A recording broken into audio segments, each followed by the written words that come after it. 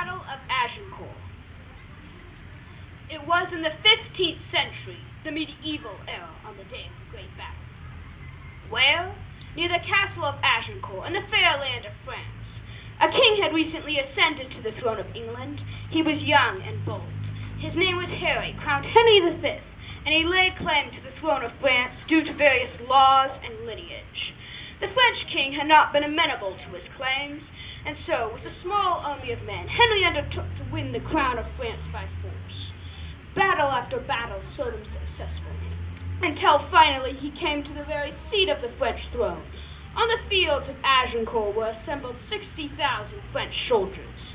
Of English there were 13,000, seasoned yet weary troops.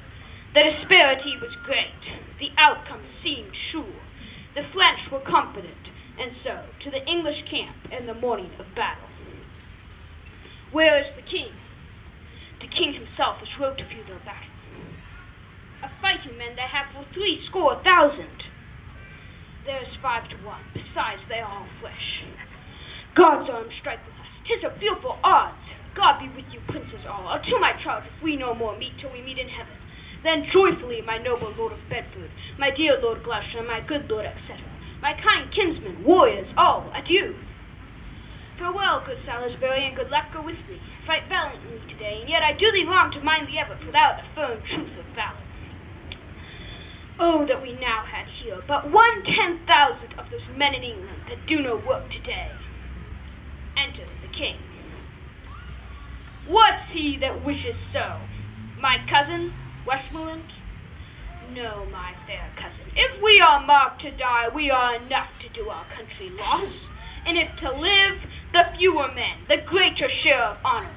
God's will, I pray thee, wish not one man more.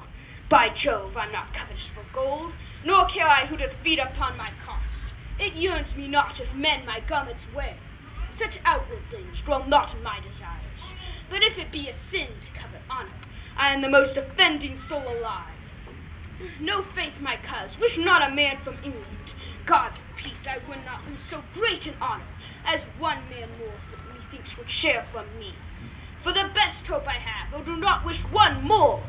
Rather, proclaim it, Westmoreland, throughout my host, that he which has no stomach for this fight, let him depart. His passport shall be made, and crowns for convoy put into his purse.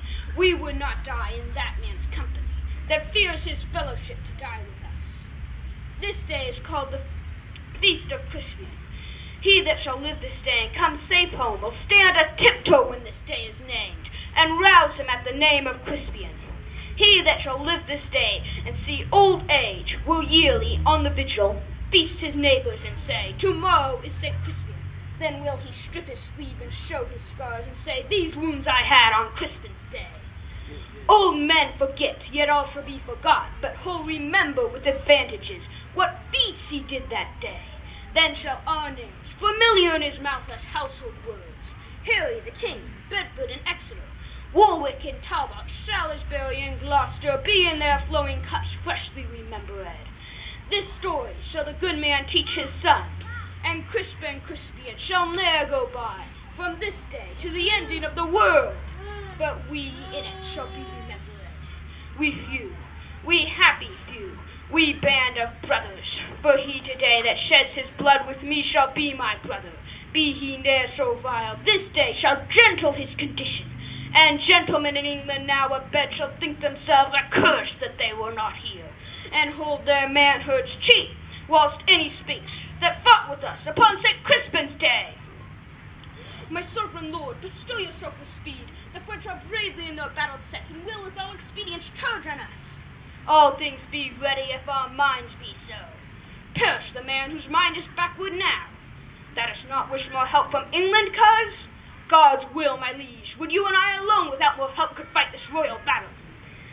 Thou hast not wished 5,000 men, which likes me better than to wish us one. You know your places. God be with you all. Enter Montjoy, the French herald. Once more I come to know of thee, King Harry, if for thy ransom thou wilt now compound before thy most assured overthrow. For certainly thou art so near the gulf, thy needs must be glutted. Besides, in mercy, the constable desires thou thou wilt remind thy followers of repentance, that their souls may make a peaceful and sweet retire from off these fields where wretches their bodies must lie and rest. Who has sent thee now? The Constable of France. I pray thee bear my former answer back.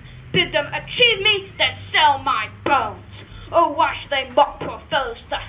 The man that once did sell the lion's skin while the beast still lived was killed with hunting him. A many of our bodies shall no doubt find native graves, upon the which I trust shall witness live and brass of this day's work.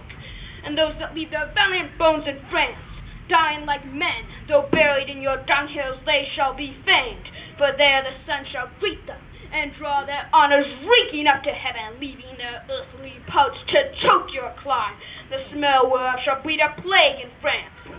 Mote them abounding valor in our English, that being dead like to the bullets grazing, break out into a second course of mischief, killing and relapse of mortality. Let me speak proudly. Tell the constable we are but warriors for a working day. Our gayness and our guilt all be smirched with rainy motion in the painful field. There is not a piece of feather in our host. Good argument, I hope we will not fly, and time has worn us into slovenly. But by the mass our hearts are in the trim. And my poor soldiers tell me yet ere night they'll be in fresher roads, or they'll pluck the gay new coats or the French soldiers' heads, and turn them out of service. If they do this, as if God please they shall, my ransom then will soon be levied. Herald, save thou thy labor. Come thou no more for ransom, gentle herald. They shall have none, I swear, but these my joints, which if they have, as I will leave in them, shall yield them little. Tell the constable. I shall, King Herald, and so fare thee well, I shall never hear herald. I feel thou once more again come for ransom.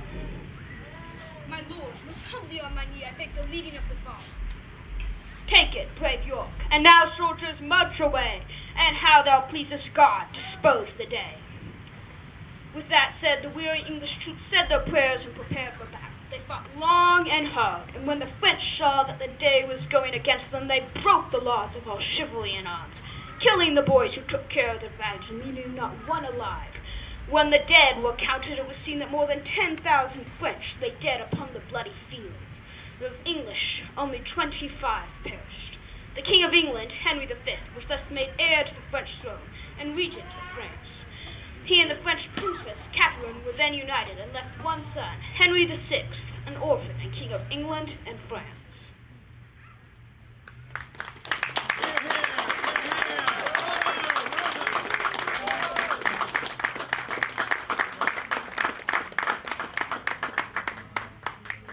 It was quite a treat at camp, and we sat stunned after that. But that was part of what he needed to do for a communications merit badge. So that was pretty neat. Next, I want to have all the 18 scouts that went to Camp Baldwin have you come forward, and you're going to receive your Camp Baldwin badges.